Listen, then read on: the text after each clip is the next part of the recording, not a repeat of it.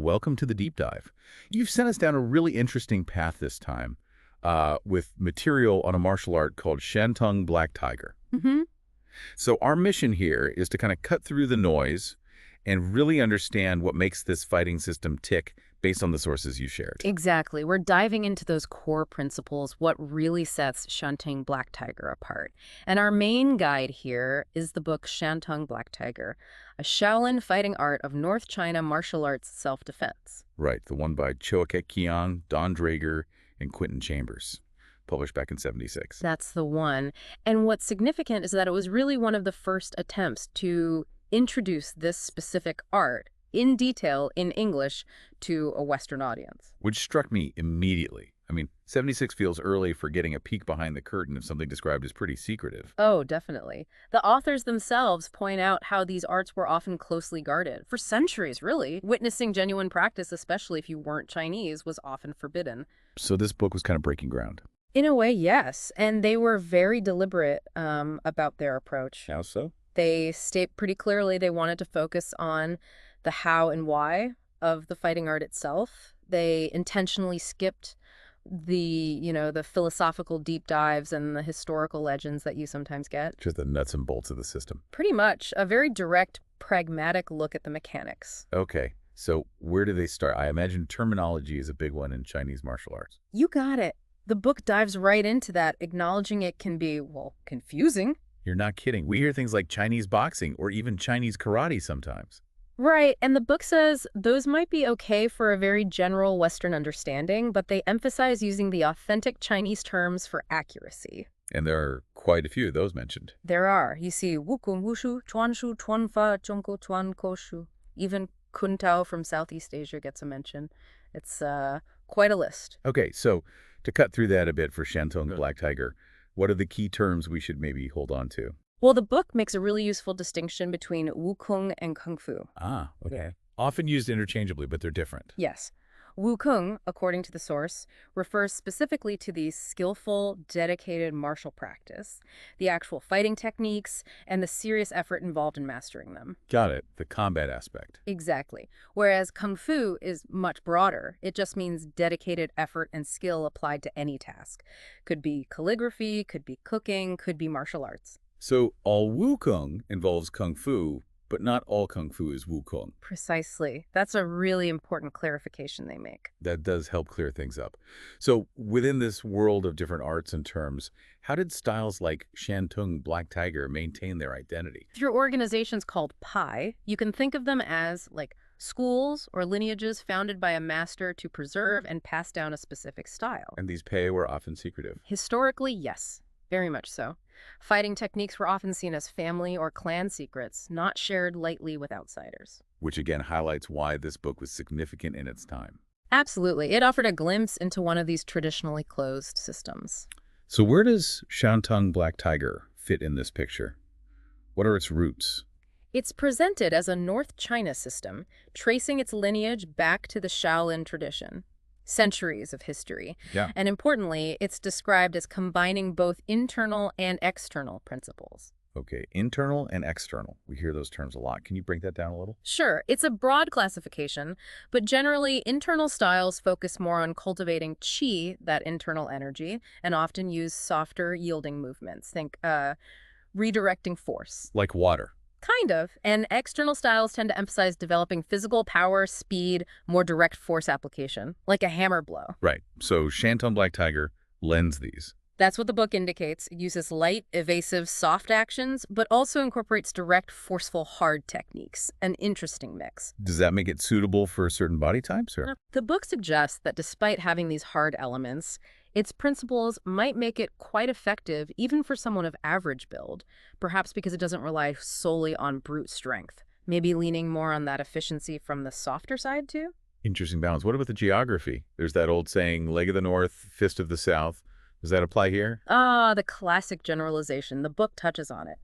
And yeah, there's some truth there. Northern styles, developed in more open terrain by generally taller people, often feature more acrobatic movement, longer range techniques, lots of kicking. And southern styles. Often developed in closer quarters, maybe river delta regions, tend to favor hand techniques, stronger stances, close range power. So Shantung Black Tiger, being northern, lots of kicks. It definitely incorporates significant legwork, consistent with its northern roots.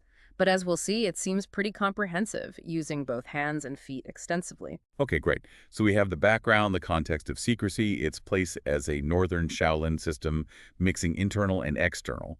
Let's get into the specifics. What really defines Shantung Black Tiger? What are its core principles? Right. The book lays out 6 key characteristics, and the very first one is fundamental and quite distinctive: the theory of multiple enemies. Multiple enemies, not just thinking about one opponent. Exactly. It's not just a tactic, it's a core assumption built into the training. You always operate as if you're surrounded, facing threats from multiple directions. Wow. Okay. That would completely change how you move, how you react. Absolutely. Your defense, your attacks, your footwork, it's all designed with this possibility in mind. You might be dealing with one attacker, but you're always positioned or moving in a way that lets you address another potential threat immediately. Sort of constant 360-degree awareness. Something like that, a swirling, adaptive approach rather than a purely linear one-on-one focus. Okay, that's a big one. What's next? The name itself, Black Tiger, is pretty evocative. Does the fist have a special significance? It certainly does. The Black Tiger Fist is a signature of this pei. The book details a specific 4-step method for forming it. How is it different from, say, a standard karate fist? The key difference is the thumb placement. Instead of wrapping over the outside of the fingers, the inner side of the thumb presses down firmly against the side of the curled index finger. Huh. Why? What's the idea behind that? According to the book, this creates a more unified, tighter structure. The claim is it leads to potentially greater impact and lessens the chance of the fingers slipping or buckling when you strike. So it's a functional modification, not just symbolic. Seems so. It's described as a core part of their striking mechanics. Interesting. Okay, so beyond that special fist, what other parts of the body are used as weapons? They use a wide range, what the book calls anatomical weapons. They're divided into primary and secondary categories. What are the primary ones? The forefist, the front knuckles, the back fist, the bottom fist, the hammer fist, edge, the outer forearm, the instep of the foot, the heel, and an interesting one, the instep combined with the lower shin. Instep and lower shin together. How would that work? Maybe for broader impact strikes like certain types of kicks, or possibly even for blocking or sweeping actions, using a larger surface. It's quite a toolbox already. What about secondary weapons? Secondary includes things like the beak-hand fingertips together, the open palm, the knife edge of the hand, and the elbow. So pretty much utilizing the whole body. It suggests a very versatile, adaptable approach to striking at different ranges and angles. Okay, it makes sense. Now, movement and power often come from the foundation, the stances, or says. The book lists 8. That's right. 8 fundamental stances. These are the bedrock for everything else. Stability, power, transitions. Can you list them? Sure. There's fuhus, crouching tiger, kaitangsa lunge, tulis, balancing, sienchisa, ready, kompuse exertion, tilimpuse unicorn, chipansa, 7-star, and taupus, bow drawing. Those names are great. Crouching tiger, unicorn, gives you a visual. Can you describe a couple, like the lunge stance? Yeah, the kaitangsa or lunge stance. Picture a deep forward lunge. Front knee bent right over the ankle, back leg straight and extended. Weight is definitely forward. Often the hands are shown clasped and extended forward and down, body upright. So a strong forward base. Definitely. Good for launching attacks. Then you have something quite different, like the tules, the balancing stance. On one leg. Exactly. Standing on one leg, the sole of the other foot pressed against the inner thigh of the supporting leg. Arm positions vary. Requires, obviously, a lot of balance and control. Suggests maybe evasiveness or setting up specific techniques? Could be. The point is these aren't just static poses to hold. They're active platforms for generating force and transitioning between movements. Right, the foundation for action. How does the movement itself, the stepping, work? The book mentions preparation for movement, pufa. Yes, it describes a specific footwork pattern, particularly when moving forward from that lunge stance. It's a heel-first step. Heel first, okay. And interestingly, the toes of the foot stepping forward initially point inward. Inward, not straight ahead. Not initially. Only after the heel plants does the foot pivot on the heel to face the new direction. Then the rear foot follows to complete the stance. Huh. Any idea why they do it that way? The book doesn't spell it out explicitly, but you could speculate. Maybe it helps maintain balance during the weight shift. Maybe it aids in quickly changing direction. Or perhaps it subtly disguises the final line of movement. It's a very specific mechanical detail. It sounds like precision is key in this system. Very much so. Okay, so we have stances and footwork. Let's get to the actual hand actions, blows, and kicks. Where do the hands typically start from? Positioning is important. For punching, the fist is often held near the chest, knuckles down, elbow pulled back, ready to thrust forward. Okay. But for blocking or maybe striking upwards, the fist might be held higher near the temple with the bottom surface facing the opponent. Different starting points for different actions. And there's a specific blocking action mentioned, the lock-turning action, feng shou. Yes. This sounds like a coordinated simultaneous rotation of both hands, almost like turning a wheel. Primarily for blocking and carrying, yeah. Deflecting attacks. When done with the beak hand, it seems to be used for more intricate trapping or redirecting of the opponent's limbs. Suggests a flowing, circular defense. Makes sense. What about offensive hand strikes? The hammer blow, pung, and whip blow sound pretty impactful. They're described as powerful back fist strikes, often used one after the other. The hammer blow, pung, comes overhead, down towards the face or head using the base knuckles. And the whip blow. The check. It follows a similar path, striking the same target, but with more of a chopping and pressing feel at the end. The book even warns not to confuse the whip blow motion with their outer forearm block, which looks similar but has a different intent and execution. So subtle differences matter. Seems critical. Then there's the main linear punch, the thrust punch or kek. The straight punch. How is it executed? It drives straight out from that chest-level position, usually combined with moving into a lunge stance. Key elements are twisting the torso for power and, crucially, an inward screwing motion of the fist right at impact. Screwing motion, like drilling it in. Sort of, again, focusing the force through those base knuckles. They detail left and right versions, and even double thrust punches forward, sideways, one forward, one back. Very versatile core punch. And they also use the bottom edge of the fist. Bottom fist blows. Yes. Striking with the little finger edge, usually upwards or downwards from a lunge stance, moving either forward or backward. Okay. The rear strike involves a specific elbow pivot for extra power, probably used at closer ranges or targeting softer areas. Okay, a good range of hand techniques. What about the legs? We talked about the northern influence. Let's start with the basic kicks. Forward snap kick, tie. That's described as a rising kick, coming up in an arc, striking with the instep. Instep, okay. And interestingly, the book notes it's often used simultaneously with a thrust punch. Concealing the kick behind the punch. Seems like it. A layered attack. There's also a forward thrust kick, similar rising arc, but striking with the heel. Different impact, maybe different targets. Heel versus instep. Right. And then some more dynamic ones. The whirlwind kick, Samfeng Tai. Sounds impressive. It does. It's described as a high spinning roundhouse kick. Full body rotation, striking with the instep or shin. Powerful, but likely takes more setup. More telegraphed, maybe? Potentially. Then there's the low roundhouse kick, Kyo Tai. This one's different. It's a hooking kick aimed specifically at the opponent's knee level. Destabilizing, taking out the base. Exactly, disrupting balance or mobility. And for sheer acrobatics, they mention the forward double snap kick, Liang Kitek. Double kick. Yeah, 2 consecutive snap kicks in midair with the same leg, compared to a fighting cock striking with its claws. Needs serious agility. Wow. Okay, that's a very comprehensive arsenal: fists, palms, elbows, forearms, feet, shins. How do you learn to put all this together effectively? What's the training methodology? A huge emphasis is placed on the prearranged solo exercise, the Lian Tachin. This is their version of a form or kata. Just practicing the moves in sequence. It's more than just memorization. The book presents it as absolutely fundamental for developing real fighting skill.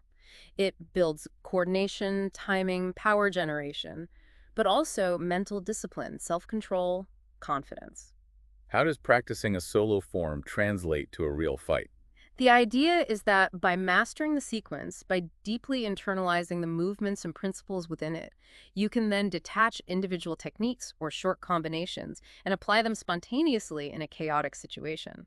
It's like learning letters and words before you can improvise sentences. Building that vocabulary of movement you mentioned. Exactly that. And only after reaching a good level of skill in the solo form do they move to partner training, the Twichi Taochin. Practicing against someone else. Yes, using combative drills and scenarios based on the form. But the book stresses both partners need proficiency in the solo Lian Taochin first, for safety and effectiveness. Makes sense. The book also mentions a tiger-like rhythm. What does that mean in practice? It sounds like a specific cadence or flow to the movement.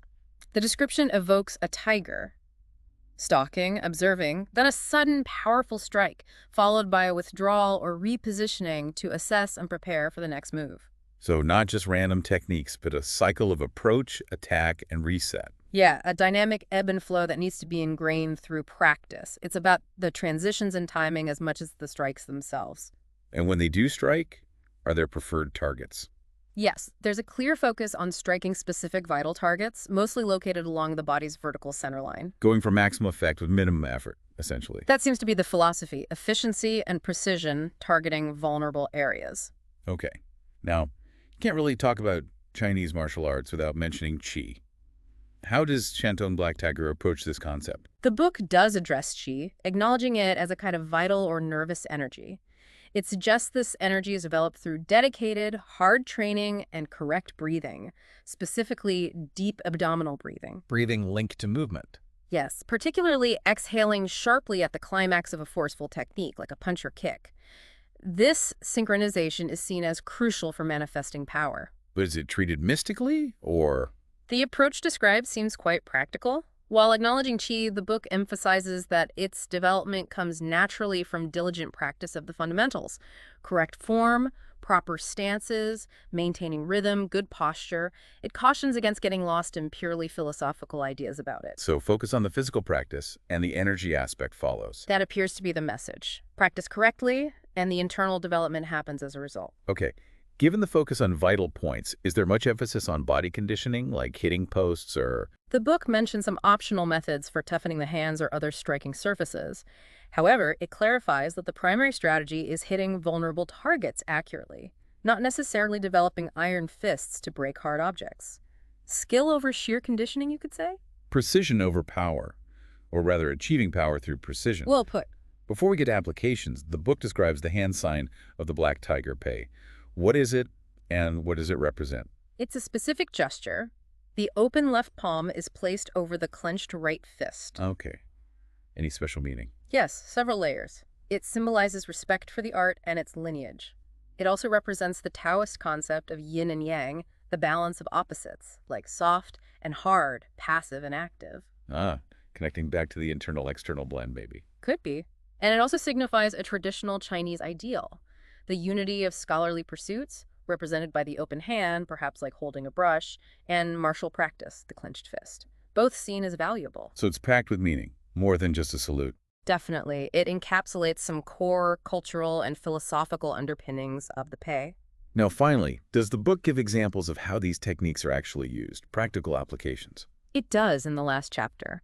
It offers some examples of self-defense applications. They divide them into classical scenarios, maybe implying more formal attacks or traditional clothing, and modern ones dealing with more common assaults and everyday wear. Does it give detailed step-by-step defenses? Not really exhaustive guides. It provides glimpses, maybe showing how a specific block and counter from the Lin Tao Chan could be used against, say, a throat grab or a wild punch. But the authors are careful to state that no system has all the answers. Right. And they stress that you should only ever try to use techniques you've practiced extensively and that actually fit the situation. It seems more illustrative than prescriptive. Encouraging the practitioner to internalize the principles and adapt, rather than just memorizing recipes. Exactly. It lays the foundation, provides the tools, but the application requires training and understanding. As the preface itself says, it's an introduction, aiming to shed light on the core elements. Well, this has been incredibly insightful. A real deep dive into Shantung Black Tiger, thanks to the material provided by you, our listener. We've covered quite a bit: the history, the secrecy, that core idea of multiple enemies, the unique fist. The anatomical weapons, the stances, the specific footwork, the range of hand and foot techniques. Right, and the training methods, the practical take on Qi, the hand sign, and a brief look at applications. It's a fascinating system. And as the book itself implies, we've really just scratched the surface here today. Mastering something like this takes years of dedicated, rigorous practice. Absolutely. So maybe a final thought for our listener to take away. Consider how some of these principles like that focus on vital targets, efficient movement, or even just the awareness of multiple potential challenges, like the multiple enemy theory. How might those ideas apply elsewhere? in other areas of life where strategy, precision, and anticipating challenges are key? Interesting question. Maybe this dive sparks further curiosity about martial arts generally, or encourages a closer look at the source material itself. Could be. Thank you again for bringing this fascinating topic to the deep dive.